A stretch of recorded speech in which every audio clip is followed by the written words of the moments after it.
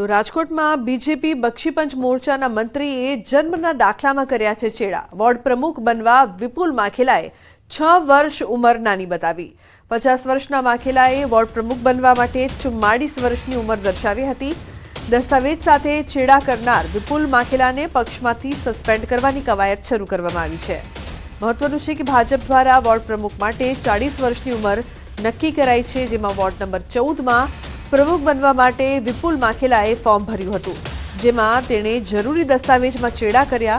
વિપુલ માખેલાનો જન્મ વર્ષ 1974માં થયો હતો, પરંતુ તેણે જન્મના દાખલા અને આધાર કાર્ડમાં 1980 કરી નાખ્યું।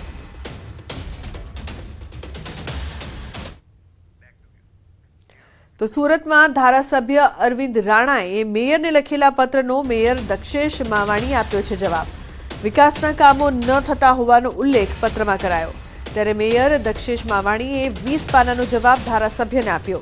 મેયર દક્ષેશ માવાણીએ જવાબ આપતા કહ્યું કે 300 કરોડથી વધુના વિકાસ કામો કર્યા છે। મહત્વનું છે કે અરવિંદ રાણાએ મેયરને પત્ર લખીને કહ્યું હતું, સુવિધાના અભાવે અને ખોદકામથી સેન્ટ્રલ ઝોનમાં લોકો હિજરત કરી રહ્યા છે। વધુમાં તેમણે શુક્રવારે સેન્ટ્રલ ઝોનના તમામ રોડને સીસીમાં કન્વર્ટ કરવા માંગ કરીને બજેટમાં 25 કરોડ રૂપિયા ફાળવવા માંગ કરી હતી।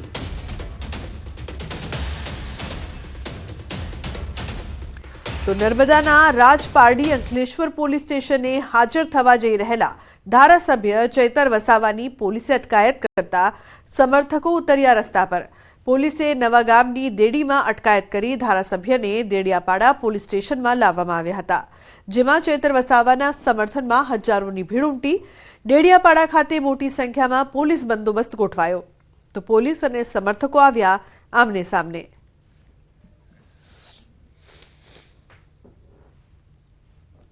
ત્યાં એટલું બધું દારૂ, ડ્રગ્સ, ઇનલીગલી બધું ચાલે છે, એના પર કેમ કાર્યવાહી કરતા નથી? અમે તો સીસીટીવી ફૂટેજ આપ્યા છે 35 જેવા, એના પર કોઈ કાર્યવાહી નથી। અમારા પર ઉપરા છાપરી રાતોરાત 2 એફઆઈઆર થઈ જાય, 70 લોકો પર યાર અમારે કે પછી છોડી દેવાનું છે? એટલે અમારા ન્યાય માટે અમે તો નીકળેલા છે।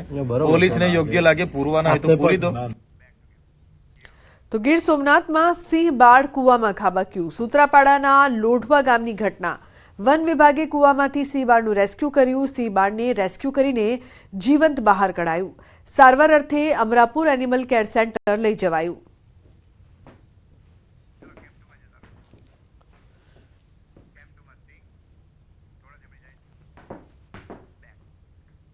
તો હવે વાત ખૂંખાર દીપડાના ડરની।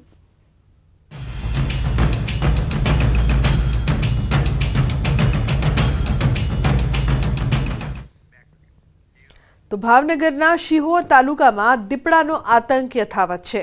શિહોર તાલુકાના સર ગામે દીપડાએ વધુ એક પશુનું મારણ કર્યું।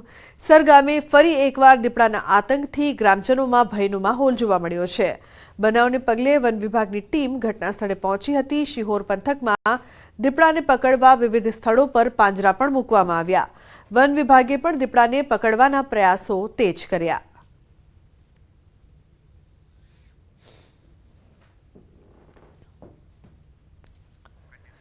તો દાહોદમાં ફરી એક વખત દીપડો દેખાયો છે। ગરબાડા તાલુકાના નવા ફળિયામાં દીપડો દેખાતા લોકોમાં ભયનો માહોલ ફેલાયો। દીપડો દેખાતા આજુબાજુના સ્થાનિક લોકો તેમજ ખેડૂતો દ્વારા વન વિભાગને જાણ કરાઈ। વન વિભાગની ટીમે ઘટના સ્થળે પહોંચી પાંજરું ગોઠવી દીપડાને પકડવાની કાર્યવાહી હાથ ધરી છે। તો સુરતના માંગરોળના નાના નરોલી ગામે શેરડીના ખેતરમાંથી બીમાર હાલતમાં દીપડો નજરે ચડ્યો। સ્થાનિકોએ વાંકલ વન વિભાગની ટીમને જાણ કરી સ્થળ પર દોડી ગયેલ વન વિભાગની ટીમે દીપડાનું રેસ્ક્યુ કર્યું। દીપડાને પશુ ચિકિત્સા કેન્દ્ર ખાતે લાવીને જરૂરી સારવાર કરાઈ। દીપડો સ્વસ્થ થઈ જતા સુરક્ષિત જંગલ વિસ્તારમાં મુક્ત કરવાની તજવીજ હાથ ધરવામાં આવી।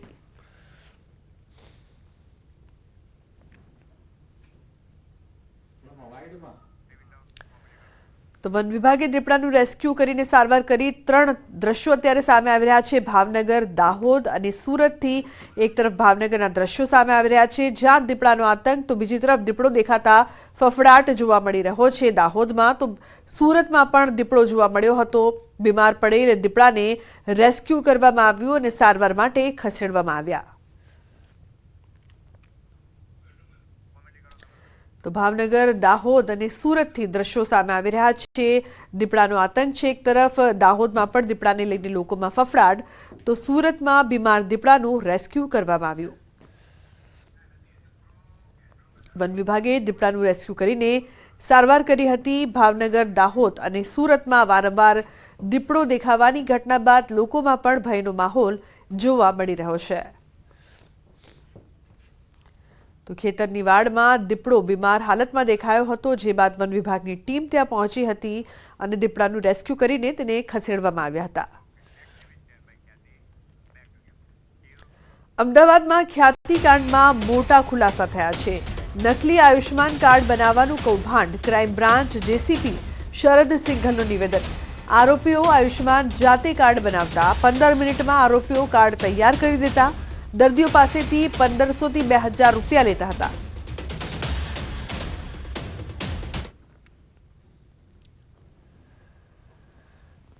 ખ્યાતિ હોસ્પિટલમાં લઈને આવતા હતા અને આ લોકોનો ચકાસણી કરતા આ લોકો પાસે અગર પીએમજેવાયનું કાર્ડ ના હોય તો આ માણસનો બધા ડાટા ચિરાગ રાજપૂત અને 1-2 વાર કિરણ પટેલની હાજરીમાં આ દર્દી એનો ત્યાં મોકલતા હતા. ચિરાગ રાજપૂતનો જ્યારે આ બાબતમાં પૂછપરછ કરવામાં આવ્યો ત્યારે એને કીધું કે આ નિમેશ કરીને છોકરો છે અને આ છોકરાનો સંપર્ક કરતા 1500 રૂપિયામાં એક કાર્ડ બનાવી આપતા હતા. તો આરોપી નિમેશ પાસેથી 3000 આયુષ્માન કાર્ડ મળ્યા છે. અશફાક અમદાવાદમાં કાર્ડ બનાવતો, ઇમ્તિયાઝ ભાવનગરમાં કાર્ડ બનાવતો, ઇમરાન સુરતમાં કાર્ડ બનાવતો હતો. આરોપીની હાલમાં કડક પૂછપરછ શરૂ કરવામાં આવી છે. આ લોકોની પ્રથમ પૂછપરછમાં 3000 થી વધારે પીએમજેવાય કાર્ડ આ લોકોએ બનાવ્યા છે. હોઈ શકે કે એમાં ઘણા બધા એલિજિબલ પણ હોઈ શકે કે એમાં ઘણા બધા ફેક પણ હોય. તો આ તપાસનો વિષય છે કે 3000 કાર્ડ અમે પીએમજેવાય જો ઓથોરિટીઝ પાસેથી એનો ડિટેલ્સ માંગશે અને પછી એનો મેચ કરવામાં આવશે. અને કોણ સે હોસ્પિટલથી આઈપી પણ એનો લેવામાં આવશે કે કોઈ હોસ્પિટલમાંથી બનાવવામાં આવ્યા છે યા કંઈ ઓરથી બનાવવામાં આવ્યા છે યા હોસ્પિટલનો મોકલવામાં આવ્યા છે. તો સાયબર ફ્રોડને લઈને જૂનાગઢ પોલીસની કાર્યવાહી સામે આવી છે. અમદાવાદના 2 આરોપી અને જૂનાગઢના 6 સહિત 8 આરોપીઓની ધરપકડ કરાઈ છે. દેશભરમાં સાયબર ક્રાઇમના કિસ્સા વધી રહ્યા છે, ત્યારે 50 કરોડનું દેશવ્યાપી છેતરપિંડીનું કૌભાંડ સામે આવ્યું છે. લોકોના બેંક ખાતા ભાડે તેમ નાણાં જમા કરાવવામાં આવતા હતા. હવાલા મારફતે નાણાંની હેરફેર સહિતના ગુનાઓની અરજી મળેલી હતી, જેને લઈને જૂનાગઢ રેન્જ આઈજી નિલેશ જાજડિયાના માર્ગદર્શન હેઠળ તપાસ શરૂ કરાઈ હતી. તપાસમાં 200 જેટલા ખાતાઓની સંડોવણી બહાર આવી, જેમાં 82 ખાતા વિરુદ્ધ ઓનલાઈન ફરિયાદ નોંધાઈ છે. સાથે જ 42 જેટલા ખાતાઓ જૂનાગઢના આસપાસના વિસ્તારના હોવાનું ખુલ્યું છે. પૂછપરછમાં કબૂલાત આપેલી કે 200 કરતાં વધારે ખાતાઓ એમને આ રીતે મેળવેલા છે. એ પૈકી હાલ અમારી પાસે 82 ખાતાઓની વિગતો આવી ગઈ છે. 82 પૈકી જે 42 ખાતા છે એનું એનાલિસિસ કરતા આજે તમામ ખાતાઓ આખા ભારતમાં જ્યાં જ્યાં સાયબર ક્રાઇમની કમ્પ્લેન થઈ છે એ લગભગ 50 કરોડ કરતાં પણ વધારે રકમની ફ્રોડ થયેલું છે. તો અમદાવાદમાં યુનિક મર્કન્ટાઇલ ઇન્ડિયા કંપનીમાં રોકાણકારોના નાણાં ફસાયા છે. કંપનીના ડાયરેક્ટર ઉત્કર્ષ રાય આવ્યા મીડિયા સામે. રોકાણકારો અહીં આવ્યા છે તે દુર્ભાગ્યપૂર્ણ છે. ડાયરેક્ટર કાયદામાં રહીને પૈસા લેવામાં આવ્યા હોવાનો ડાયરેક્ટરનો દાવો. કહ્યું, કોરોના પછી કંપનીની સ્થિતિ થોડી બગડેલી જોવા મળી હતી. હોટલના ઉદ્યોગ સાથે જોડાયેલા હોવાથી કોરોના સમયે કંપની બંધ હતી. હાલ કંપનીની પરિસ્થિતિ સારી છે અને મજબૂત સ્થિતિમાં છે. રોકાણકારોના રૂપિયા સલામત અને નિશ્ચિત હોવાનું આશ્વાસન આપ્યું. આગામી 6 મહિના સુધીમાં તમામ રોકાણકારોને પૈસા પરત કરી દેવાશે. રોકાણકારોના રૂપિયા અટવાતા કંપનીની ઓફિસ પર પહોંચીને કર્યો હતો હોબાળો.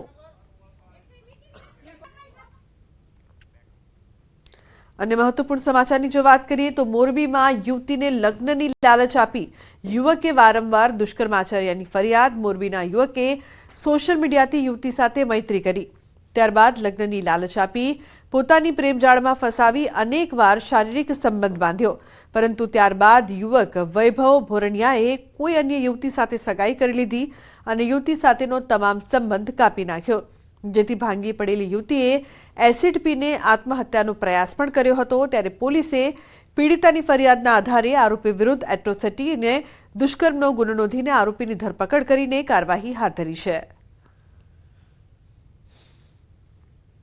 આરોપી છે વૈભવ નિલેશભાઈ ભોરણિયા, રહે કન્યા છાત્રાલય રોડ, વિજય સોસાયટી પાસે, ઇલોરા હાઇટ્સ, મૂળબી, રહે મૂળ જૂના દેવળિયાના હોય। આ કામના જે ભોગ બનનાર છે તેમની સાથે સોશિયલ મીડિયાના માધ્યમથી મૈત્રી કેળવી તેમની સાથે અવારનવાર વાતચીત કરી અને ત્યારબાદ તેમને લગ્ન કરવાની લાલચ આપી તેમને અલગ અલગ જગ્યાએ લઈ જઈ તેમની સાથે શારીરિક સંબંધ બાંધેલ હતા। તો બુલેટિનમાં હાલ રોકાઈશું એક બ્રેક માટે। આપ જોતા રહો ન્યૂઝ 18 ગુજરાતી।